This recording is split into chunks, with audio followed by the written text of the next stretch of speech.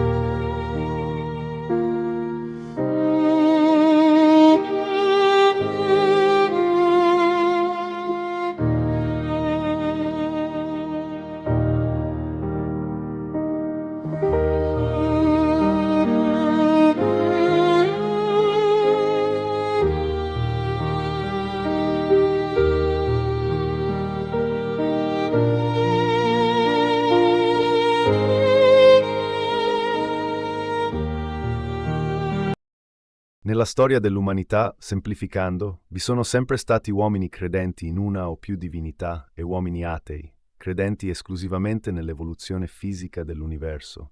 Ciò non toglie che, per un ateo, l'osservazione della fede religiosa nella storia dei popoli non sia soltanto una pacata ricerca di storia geoetnica, ma anche un meraviglioso viaggio nel desiderio umano di un'altra vita oltre quella terrena. La sacra beltà è il lungo viaggio di un'umanità alla ricerca di un paradiso di felicità perpetua, una serie di short video guidati dalla bussola di un'importante collezione di incisioni, dipinti, stampe e oggetti d'arte sacra.